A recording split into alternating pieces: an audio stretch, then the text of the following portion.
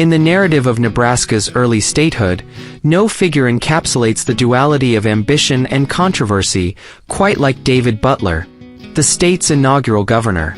Born in the modest town of Cadiz, Ohio, in 1829, Butler's journey westward to Nebraska Territory in 1859 was driven by the quintessential American pursuit of opportunity and influence. His ascent from local official to the governorship of a newly minted state in 1867 reflects the transformative potential of the American frontier. However, his tenure is as much a testament to the pioneering spirit as it is to the pitfalls of political power. This chapter examines Butler's contributions to Nebraska's foundational development, juxtaposed against the backdrop of scandal that led to his impeachment, painting a portrait of a leader whose legacy is as complex as the state he helped to shape. David Butler's political career in Nebraska began with his election as probate judge of Pawnee County, where he quickly established a reputation as a capable administrator. His involvement in the Nebraska Territorial Legislature allowed him to influence the drafting of the state's constitution, positioning him as a central figure in Nebraska's transition to statehood. When Nebraska was granted statehood in 1867, Butler, leveraging his political experience and the support of the burgeoning Republican Party, was elected as the first governor of Nebraska. His campaign focused on state development, education, and the promise of economic prosperity through infrastructure and settlement. As Nebraska's first governor, Butler was instrumental in defining the operational framework of the state government.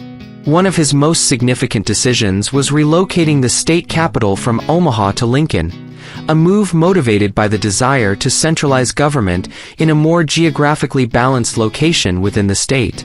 This decision was contentious, involving debates over logistics, land ownership, and political influence. Butler's administration established the initial bureaucratic structure, including appointing officials, setting up departments, and laying the groundwork for state services.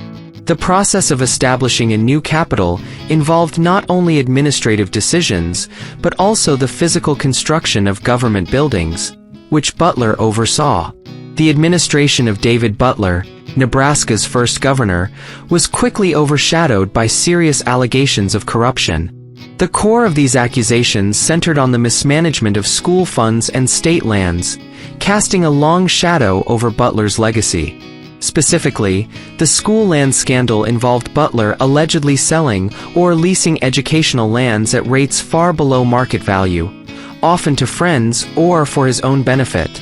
These lands were designated for funding public education, a critical aspect of the state's development.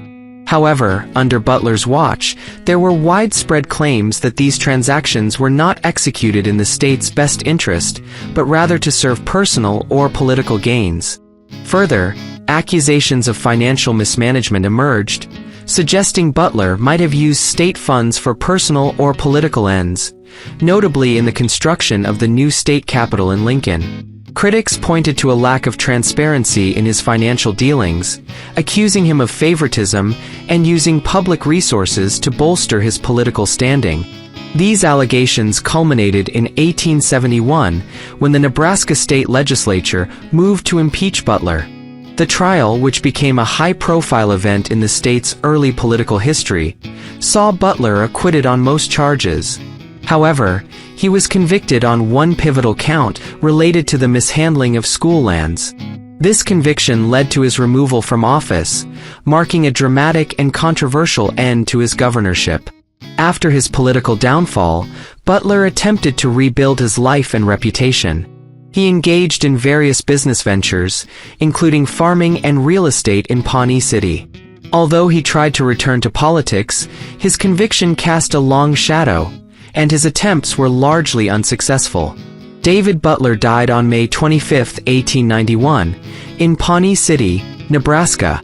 His later years were marked by personal and financial struggles, partially due to the scandal's fallout. Despite these challenges, he remained a local figure of interest, remembered for both his contributions to Nebraska's founding and his controversial governance. His death closed the chapter on a man who had been both a pioneer and a cautionary figure in Nebraska's early history. David Butler's legacy as Nebraska's first governor is a tapestry woven from threads of ambition, achievement, and controversy. His leadership ushered in foundational developments for the state, from educational institutions to infrastructural advancements, embodying the pioneering spirit of America's frontier. Yet, his tenure was equally defined by scandal, with corruption allegations leading to his impeachment and a conviction that underscored the pitfalls of political power. Butler's life after politics was one of diminished influence, a stark contrast to his earlier aspirations. His death in 1891 left behind a narrative that serves as a reflective mirror for those in leadership, reminding us of the delicate balance between ambition and integrity. In Nebraska's history, Butler remains both a builder and a cautionary figure. His story a lesson in the complexities of governance, the allure of power, and the enduring importance of ethical conduct.